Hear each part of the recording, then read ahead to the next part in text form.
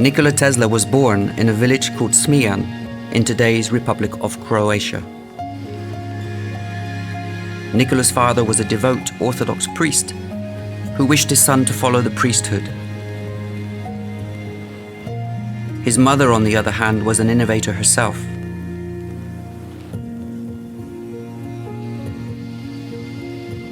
Often she would make things for Nikola to expand his passion for innovation.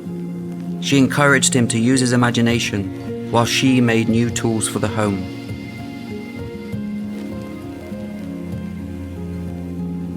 During his childhood, Nikola was free to explore nature with his siblings, including playing in the stream close to his home. Nikola was a very adventurous child and attended many schools around the region. His passion was to study engineering, much to the disfavor of his father. It was in 1873, when Nikola contracted cholera, that his father finally relented.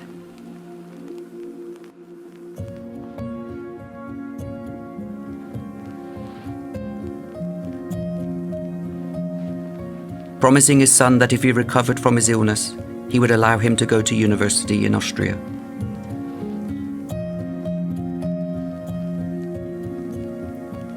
After avoiding national service by hiding in the mountains, it was in 1875 that Nikola enrolled at the Austrian Polytechnic in Graz. Although he began achieving great marks in his first year, gradually he became bored and lost interest in studying. He would often be found gambling in local pubs. It was in 1881 that he arrived in Budapest, thanks to his uncle Pavle. Here he found work at the Central Telephone Exchange and managed to make the system fully operational within a few months. He was appointed as chief electrician, but shortly afterwards began to have a mental breakdown. It was his infatuation with alternating current that had caused yet another near-death experience. In February 1882, during a walk in the city park with his close friend Anthony Szigeti, he had a moment of inspiration.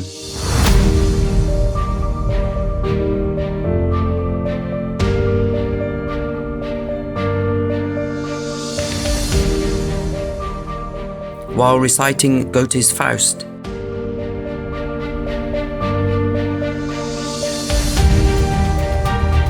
he began to draw on the path with a stick.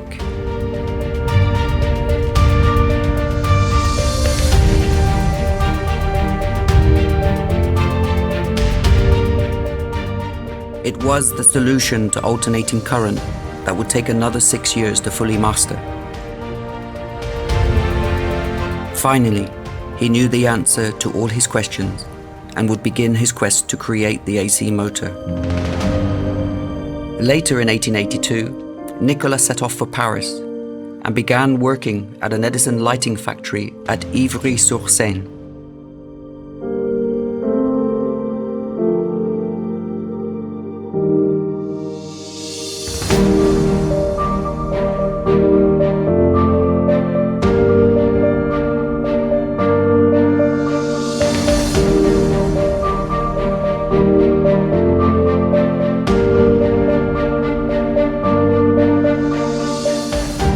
He managed to repair and improve many of the DC systems he encountered.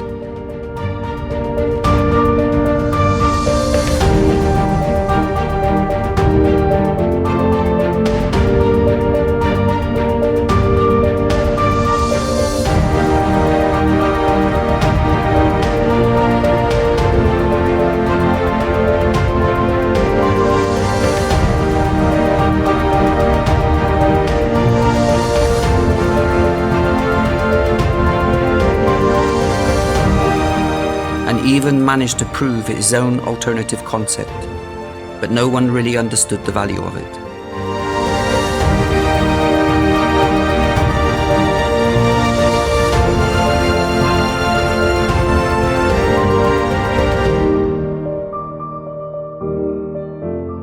In 1884, Nikola managed to convince his uncles to finance his next trip to America. And on the 6th of June 1884, Nikola arrived in New York. It seems he was always surrounded by some sort of controversy, His trip by sea was no different. There was a mutiny on board that resulted in Nikola losing most of his possessions, which left him in New York, broken, homeless.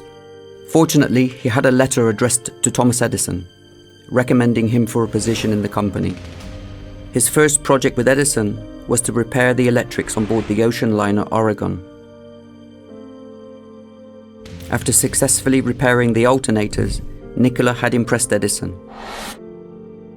Despite many efforts to convince Edison of his new alternating current, his ideas fell on deaf ears.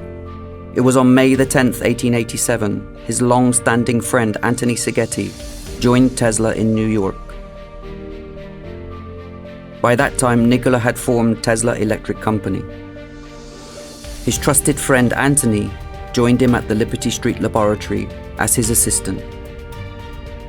On the 16th of May, 1888, patent in hand, Nikola delivered a powerful speech at the American Institute of Engineers at Columbia University.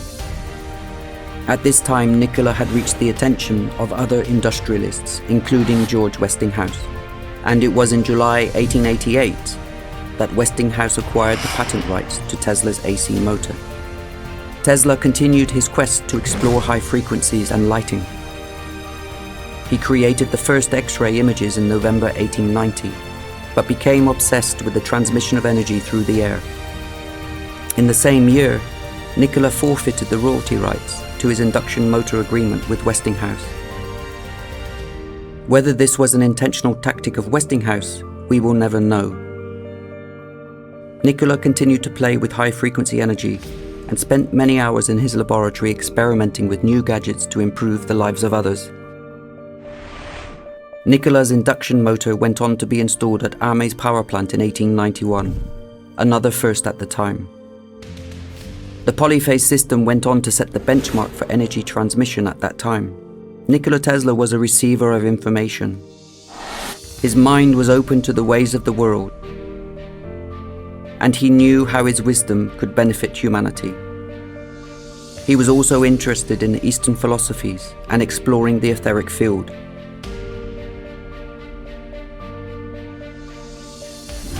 Swami Vivekananda was perhaps one of the most well-respected gurus of the time.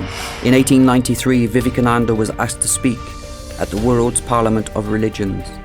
Sisters and brothers of America, it fills my heart with joy unspeakable to rise in response to the warm and cordial welcome which you have given us. Here he introduced Hinduism to America and called for religious tolerance and an end to fanaticism. It is during this event where Nikola and Vivekananda had the pleasure of meeting. I want to give them dry, hard reason, softened with the sweetest syrup of love, and made spicy with intense work, and cooked in the kitchen of yoga, so that even babies can easily digest it. They spent many great moments discussing Buddhism, prana, and the Akasha. Together they also touched on the universal patterns and the cycles of nature, as well as the need for the West to be open to the ideas of Veda. It was in the same year Westinghouse was awarded the contract to install a hydropower system at Niagara Falls. It was in 1896 that Nikola Tesla's invention achieved notoriety. It began to transmit electricity to Buffalo, 22 miles from the power station. He had realized the childhood vision of harnessing Niagara Falls with his ideas. Nikola Tesla shall be remembered for many inventions that he created, and ones that we still use today. He created wireless technology, radio waves, and even telephony. All of these things form part of his wish to help people live a better life. He was not focused on profiteering from his ideas, and invested all of his earnings in his ideas and way of life. He always wished for peace and unity among all the nations of the Balkans. At the time of his death, he was penniless and in debt. But there is no doubt that Nikola Tesla lived a very full and affluent life. Today we shall acknowledge all that he created, how he brought us light and truly transformed the way billions of people live. He lived his life creating magic for all of humanity to benefit. Yet history shows us how only a few have truly gained from his work.